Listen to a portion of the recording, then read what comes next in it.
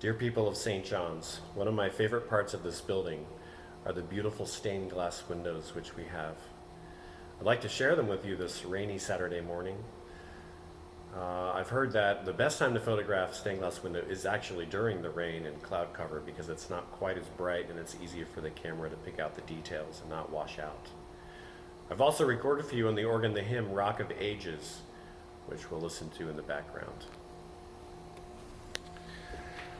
We'll start with this window here. This is probably one we don't notice very often, but I climb these stairs quite frequently. I call this the processional window. You can see the processional cross as well as all the musical motifs that surround it.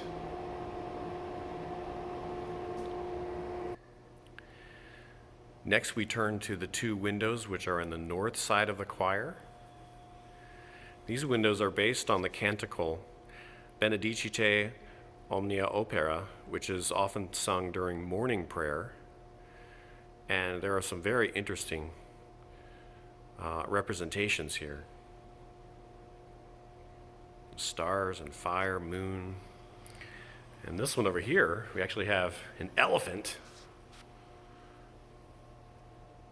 giraffe, the seasons, night and day, a whale spouting.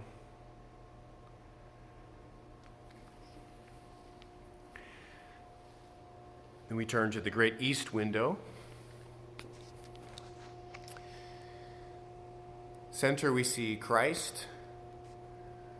He's seated in glory. You can see the Alpha and Omega. On the two, the left and right lancet, there's a grouping of 18 figures, and I've often wondered who all these people are. I have not been able to label them, but I would assume that in there we would have the gospel writers as well as the apostles. I think on the left there with the harp maybe is David. In the center under Christ you can see the Holy Family with the infant Jesus, Joseph and Mary, and maybe that's Elizabeth or Anne, Mary's mother. Here we have the window that's furthest to the east on the south side of the nave. You can see on the left side, Jesus is turning water into wine. And then on the right side seems to be the parable of the wedding feast in heaven. So you can see the parallelism there. That is also picked up down in the bottom left where we have Christ as the bridegroom. You can see the virgins with their lamps from that parable. And then on the right side, the door from Revelation.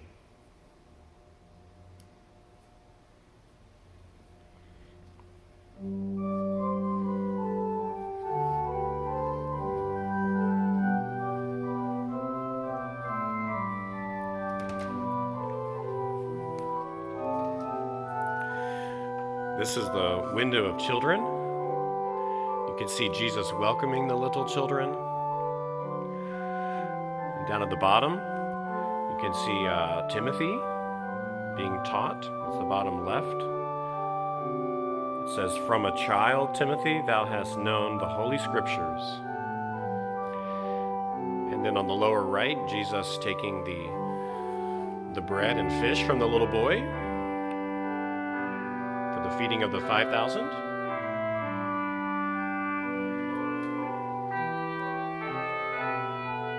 Then we have the image from Isaiah, "Let a little child lead them."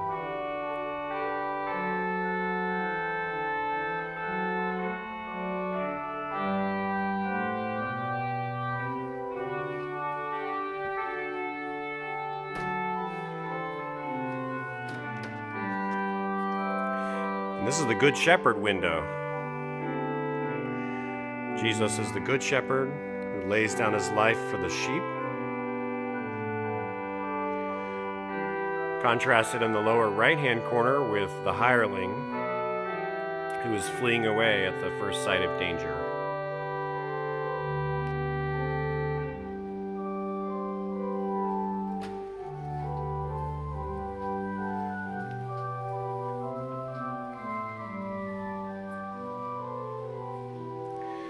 This is the Saint Cecilia window. Saint Cecilia is the patron saint of musicians.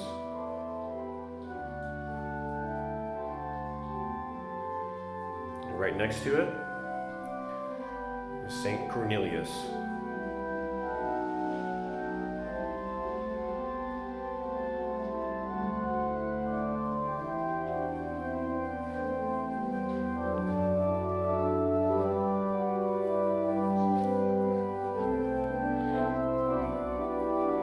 Maybe another window which we don't notice quite as much.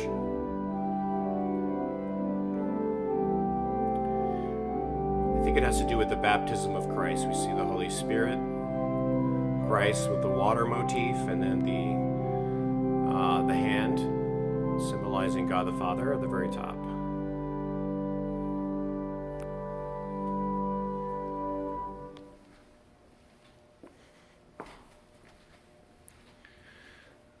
That, of course, is the revelation of John and the holy city,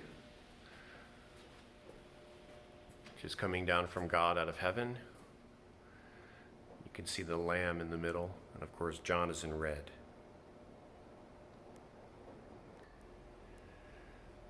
And this is the west window.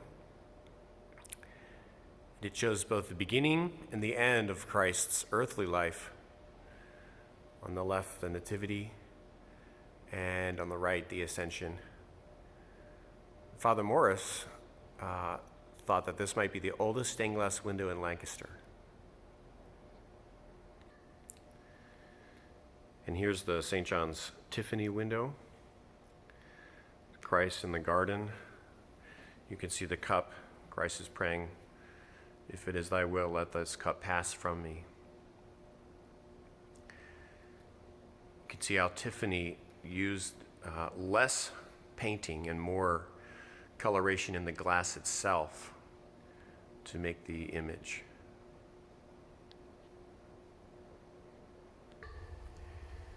This window took me a very long time to discover. It's behind the altar in the chapel. I take this to be David and Goliath.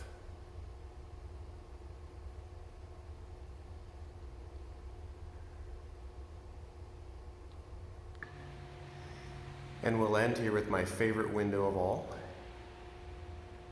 which is not focusing that well. Okay, there we go. This is the chapel window. It's the life, it's the childhood of Christ. And the order, I think, goes like this. So here is the Annunciation. You see the angel announcing to Mary that she will bear the Son of God. And then above it, I think that's Mary going to Elizabeth. So that would be the time when she sings the Magnificat. And then, of course, also around that time, the wise men probably would have started their journey. Or actually maybe quite a bit before that. It's hard to tell. And then we have the presentation of Christ. So that would be Simeon, and he sings his song, and they're offering the 2 turtle doves, and the flight to Egypt, and then of course the story when Jesus is about 12. When he gets lost from his parents, he's not lost, but they can't find him, and he is going about his father's business, teaching in the temple. And then, of course, at the very top, Mary and Jesus.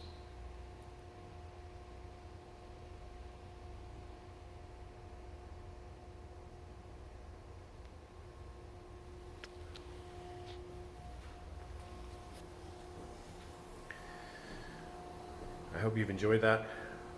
I certainly have missed being here in this structure with all of you. I'm privileged to still be here at some points in the week. I look forward to seeing all of you here at St. John's whenever that happens.